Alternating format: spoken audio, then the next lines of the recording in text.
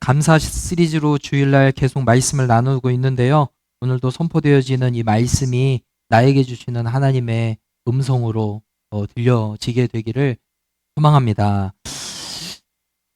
이 11절과 12절을 함께 먼저 읽어보도록 하겠습니다. 11절, 12절이요. 시작. 예수께서 예루살렘으로 가실 때 사마리아와 갈릴리 사이로 지나가시다가 한 마을에 들어가시니 나병 환자 10명이 예수를 만나 멀리 서서, 예수님이 예루살렘으로 가시기 위해서 사마리아와 갈릴리 사이로 지나가시게 되었다라고 성경은 기록을 하고 있어요. 그런데 그 지역에 나병 환자들이 모여있던 이 나병 환자 촌이 있었던 것 같습니다. 나병은 피부가 썩어가는 병이에요. 그래서 진물이 나고 또 고름이 나고 피가 나는 그러한 질병이고, 그래서 손가락과 발가락 같은 데 이제 썩어서 떨어져 나가게 되는, 귀도 떨어져 나가고 이런 굉장히 무서운 질병인데, 이게 또 무서운 게 전염성이 있는 거예요. 그래서 이 공동체에서 떠나서 격리하면서 살아야 되는 질병이 바로 나병입니다. 근데 이 나병 환자들이 모여있던 그곳에 예수님이 지나가시게 된 거예요. 예수님께서는 각종 여러 가지 기적들을 다 일으키시는 그러한 일들이 각 처에 소문이 다 났을 겁니다. 아마 이들도 그 소문을 들었을 겁니다. 어떤 소문이 났을까요? 예수님은 그 어떤 질병도 다 고쳐주신다. 귀신도 쫓겨주시고 온전하게 회복시켜 주신다. 심지어는 말씀으로 바다도 풍랑도 잔잔하게 하신다. 그리고 죽은 자도 살려주신다. 이런 소문이 각 도에 퍼졌고 각 지역에 퍼졌고, 이 나병 환자들도 그 소문을 들었을 겁니다. 그러면 이런 소문을 들으면 어떤 소망이 생기겠어요? 나도 예수님 만나면 내 질병도 고침받을지 몰라. 이런 생각, 이런 소망이 생겨날 수밖에 없는 거죠. 그런데 소망만 갖고 있었습니다. 희망사항이었어요. 예수님이 지나가신다고 하면 그때 한번 만나면 너무 좋겠다. 이제 이렇게 막연하게 생각을 했던 거죠. 자, 그런데 예수님이 그 소망을 갖고 있었던 그 지역에, 자신이 살고 있던 그곳에 예수님이 오신 거예요. 그러니까 이들이 예수님을 향해서 어떻게 외칩니까? 13절에 보면 소리를 높여 이르되 예수 선생님이여 우리를 불쌍히 여기소서 하거늘 그랬습니다. 소리를 높여 이르되 이랬으니까 제가 지금 읽은 것과 같이 예수 선생님이여 우리를 불쌍히 여기소서 이렇게 외치지는 않았겠죠. 오래 소리를 질렀을 겁니다. 목이 터져라 외쳤을 겁니다. 예수 선생님이여 우리를 불쌍히 여겨달라고 이 10명의 사람들이 한 마음과 한 목소리로 크게 부르짖었을 겁니다. 그것은 간절한 외침이었을 거고 절규였을 겁니다. 근데 이때 이들이 뭐라고 외치냐면 우리의 나병, 이 질병 좀 고쳐주세요 하고 외친 것이 아니고 우리를 불쌍히 여겨주세요 라고 외쳤던 겁니다. 우리를 불쌍히 여겨주세요. 이 말에는 어떠한 의미가 깔려있냐면 나는 불쌍한 인생입니다 라는 게 깔려있는 거예요. 나는 불쌍하게 살아가고 있습니다. 나 좀 제발 좀 긍휼히 여겨주시고 불쌍히 여겨주세요. 이렇게 말했던 겁니다. 왜 불쌍합니까? 남들이 걸리지 않는 질병, 나병에 걸린 거, 여러분 이것 자체도 불쌍하게 여김을 받아야 되는 거죠. 그러니까 나는 왜 이렇게 불쌍한 인생을 살고 있지? 나 좀 불쌍히 여겨주세요. 그렇게 부르짖었던 겁니다. 그런데 그 질병에 걸린 것보다 더 무서운 것은 무엇이냐면 가족들과 떨어져 지내야 된다라는 거예요. 아무리 내가 질병에 걸렸다 하더라도 나와 함께 할 수 있는 가족, 나를 옆에서 돌봐줄 수 있는 가족들이 있으면 그나마 버틸 힘이 있어요. 왜요? 내 편이 있으니까요. 나를 옆에서 지켜주는 사람이 있으니까요. 그런데 지금 이 사람은 격리되었습니다. 가족이 없는 게 아니에요. 가족이 있는데도 불구하고 격리되어서 살아가야 되는 거예요. 이게 무서운 거죠. 사람이 가장 무서운 것 중에 하나가 뭐냐면 여러분 외로움이라고 그러잖아요. 고독. 나는 나 혼자밖에 없어. 내 편은 아무도 없어. 나와 함께하는 사람이 아무도 없어. 여러분 이 생각이 무서운 거거든요. 이 사람은 그러한 외로움과 고독에 아주 사무쳐 있는 사람입니다. 그러니까 이 나병이 고침받지 않으면 어떻게 되냐면 일평생 가족들과 격리되어서 만나지도 못하고 사랑하는 가족들 얼굴도 못 보고 그렇게 죽어가는 거예요. 그런 비참한 인생을 사는 사람이 바로 이 나병 환자입니다. 그러니 이때다 싶어서 고래고래 소리를 지르면서 예수님, 우리를 좀 긍휼히 여겨주세요. 불쌍히 여겨주세요. 이렇게 외쳤던 겁니다. 그런데 이들이 이 외칠 때 예수님께 가까이 오지도 않고 멀리 서서 외쳤다고 그랬어요. 멀리 서서. 아니 기왕이 외칠 거면 그 무리 가운데 가까이 들어가서 예수님 우리 좀 고쳐주세요. 옷자락이라도 붙잡고 예수님 내 병 좀 낫게 해주세요. 이렇게 하면 되지. 왜 멀리 서서 그렇게 외쳤을까요? 격리해야 되기 때문에 그런 거예요. 만약에 여러분 이 나병 환자가 공동체 가운데 들어가면 이게 돌에 맞는 겁니다. 돌에 맞아요. 율법적으로 보면 레위기 13장 45절 말씀에 보면 율법에 이렇게 나와 있어요. 나병 환자는 옷을 찢고 머리를 풀며 윗입술을 가리고 외치기를 부정하다 부정하다 할 것이요. 나병 환자는 자기가 나병에 걸린 것 그 자체만으로 이게 비참한 삶을 살게 되었잖아요. 그런데 옷을 찢으면서 사람들이 있으면 머리를 풀면서 머리 단정하게 묶지도 못해요. 머리를 풀고 다녀야 돼요. 그러니까 나는 나병이야 라는 거를 사람들에게 알려주라는 거예요. 그리고 스스로 외쳐야 돼요. 부정하다 부정하다. 여러분 나병 걸린 것만으로 이것도 슬픈 일이잖아요. 근데 이 무리 가운데 가려면 나는 부정하다 나는 부정하다. 그럼 어떻게 되겠습니까? 사람들이 다 떠나가는 거죠. 다 떠나가는 거예요. 그러니까 사회적 왕따가 되는 거죠. 본인 스스로 그렇게 살아가는 거예요. 그러면 이게 얼마나 불쌍한 인생입니까? 이 공동체 무리 가운데 갔다가는 자칫 잘못하면요 돌에 맞아요. 예수님이 능력이 있으시니까 예수님이 가는 곳곳마다 수많은 사람들이 몰려 따라다녔습니다. 그러면 이때에도 예수님 주변에는 수많은 사람이 있었을 거예요. 오늘 말씀해 보니까 17장이잖아요. 그러면 이 1장부터 예수님이 이 17장까지 올 때까지 얼마나 많은 기적을 일으켰냐고요.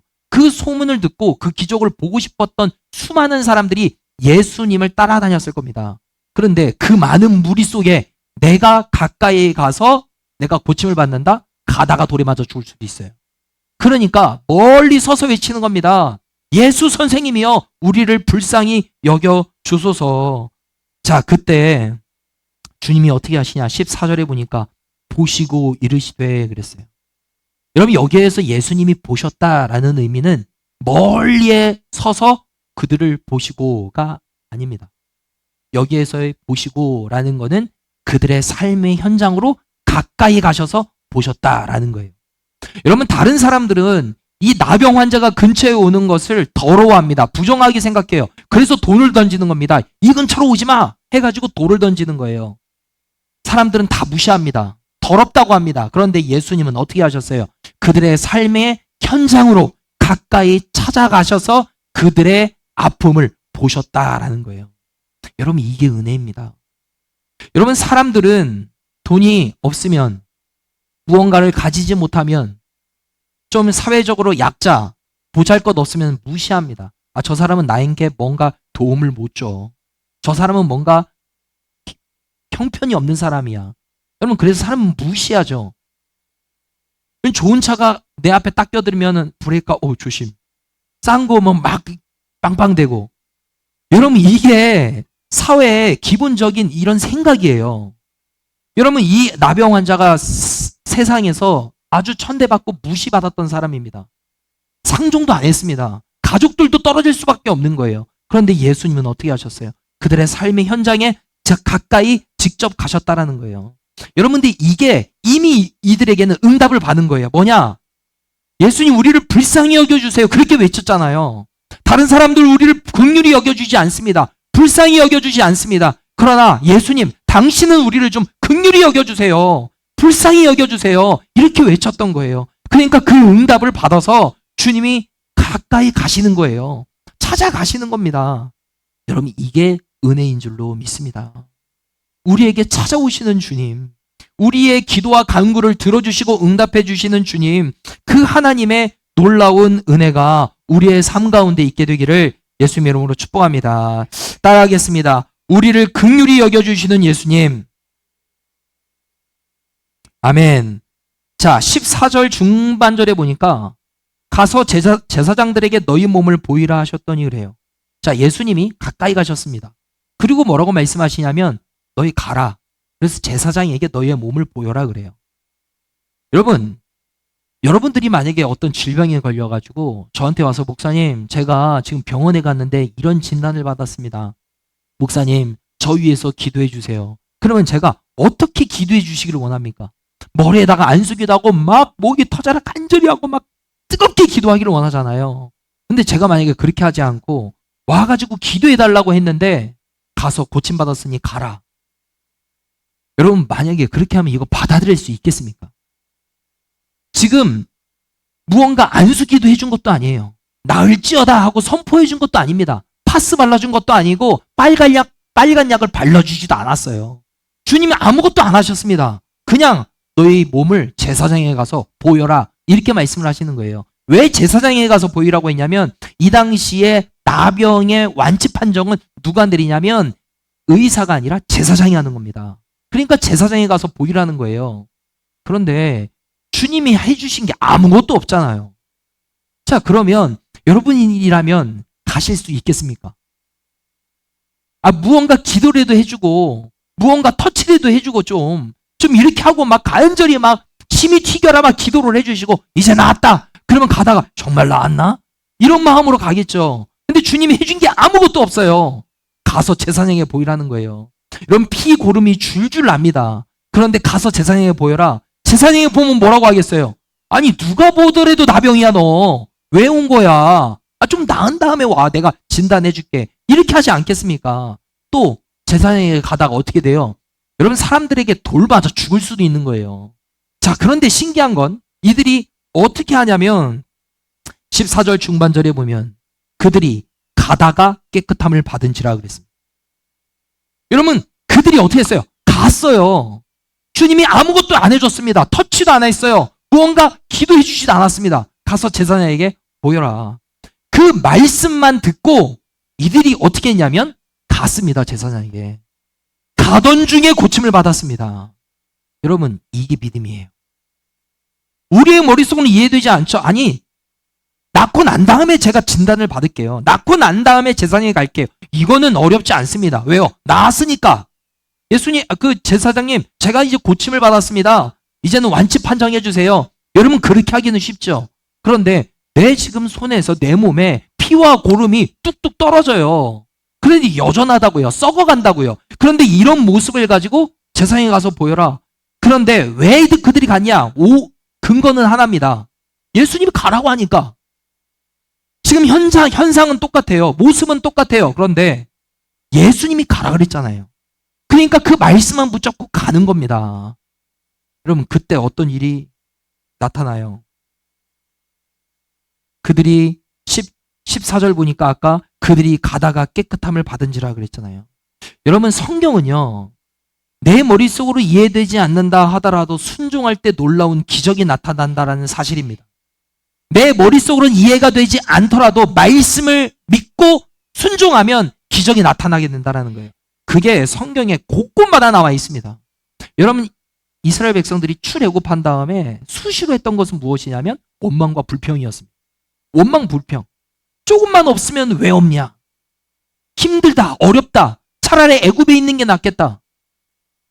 하나님께서 수많은 은혜를 베풀어 주셨는데 이들은 경험을 했음에도 불구하고 그것 잊어버리고 과거에 매여가지고 애굽에서 누렸던 먹었던 것만 생각하면서 차라리 애굽으로 돌아가는 게 좋겠다. 맨날 원망하고 불평했습니다. 하나님이 그런 모습 보고 한 번은 어떻게 하셨냐면 하나님이 화가 나셨습니다.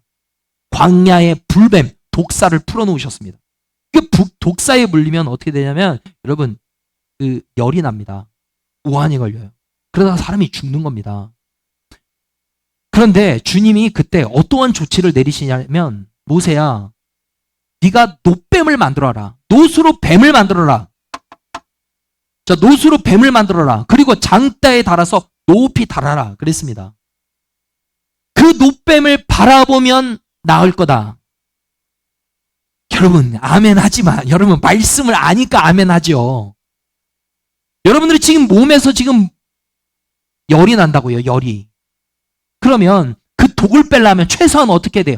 약을 먹든지, 아니면 무언가를 마셔서 중화시키든지, 아니면은 독사에 물린 그곳에 쪽쪽 빨아가지고 뱉든지.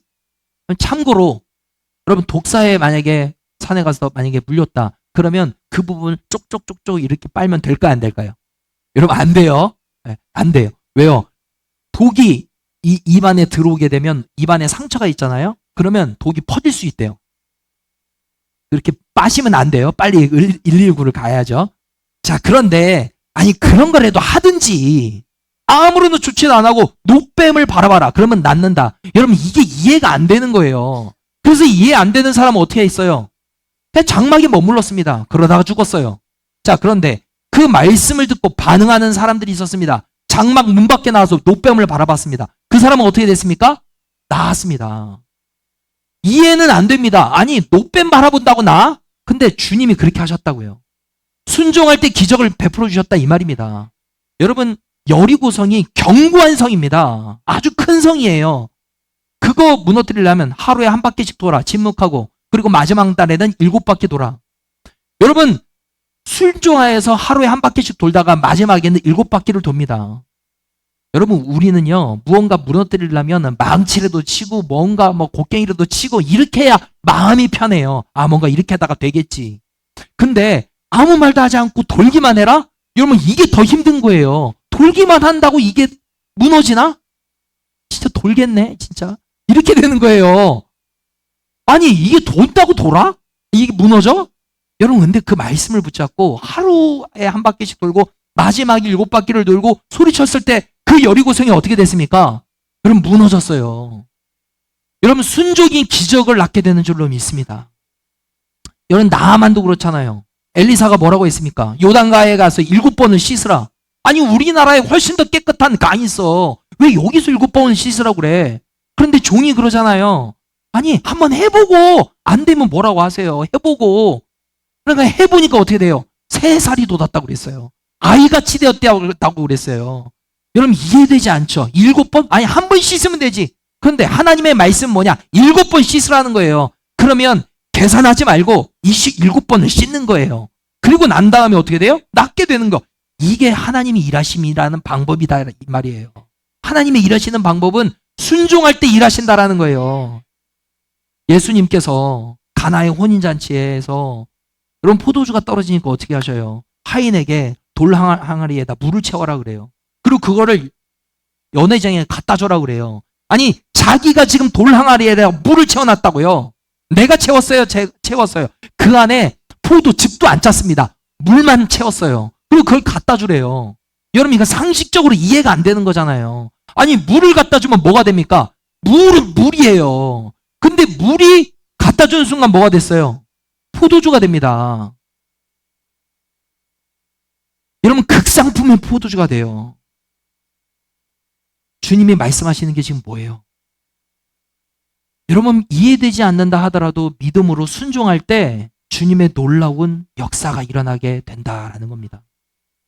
여러분, 저와 여러분들이 자꾸 머릿속으로 상식적으로 쩍쩍쩍 하잖아요. 상식적으로, 과학적으로, 이성적으로 쩍쩍 하지 말고 우리에게 필요한 건 뭐냐?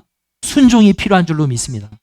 여러분, 순종할 때 하나님이 기적을 베풀어 주시는 줄로 믿습니다. 따라하겠습니다. 순종이 기적을 만든다. 순종할 때 역사가 일어난다. 아멘.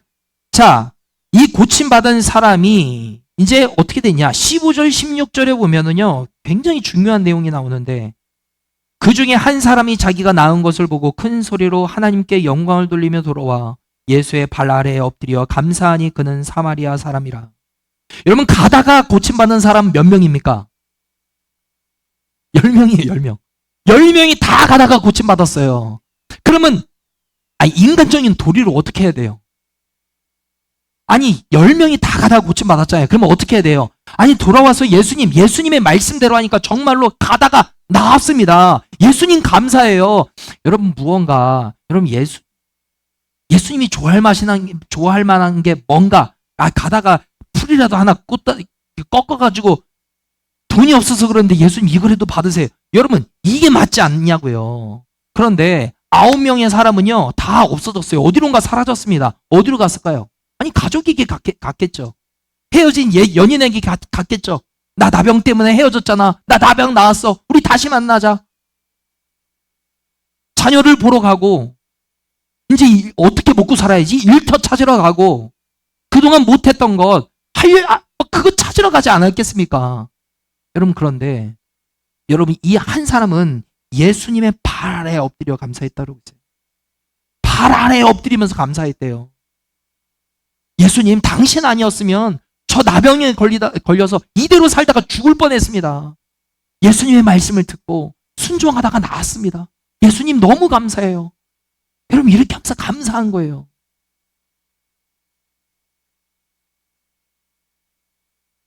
자, 그 모습을 보고 주님이 뭐라고 말씀하시냐? 예수께서 대답하여 이르시되 10사람이 다 깨끗함을 받지 아니하였느냐? 그 9은 어디 있느냐? 주님이 찾으시는 거예요. 아니, 10명이 고침받았잖아, 10명이. 근데 감사한 사람은 너 하나네? 나머지 9은 어디 있냐라는 거예요. 아니, 고침을 받았으면 감사하는 게 이게 당연한 건데, 감사를 잃어버린 이 9명을 찾고 계시는 거예요. 감사를 잃어버린 이 9명 어디 갔냐? 라고 말씀을 하시는 거예요.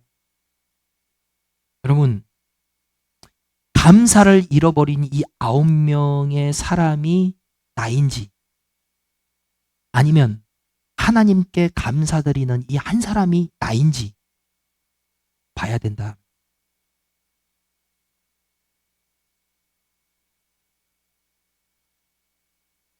이 감사드린 이 한 사람이 이 어떤 복을 받았나 보세요. 19절에 보면 그에게 이르시되 일어나 가라 내 믿음이 너를 구원하였느니라 하시더라.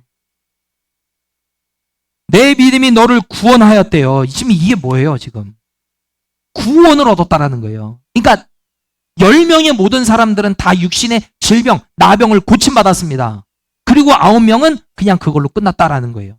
그런데 이 감사한 이 한 사람은 어떤 복을 받은 거예요? 영혼 구원의 복을 받게 된 거예요. 여러분, 근데 그때 말씀에 뭐라고 기록이 되어 있어요?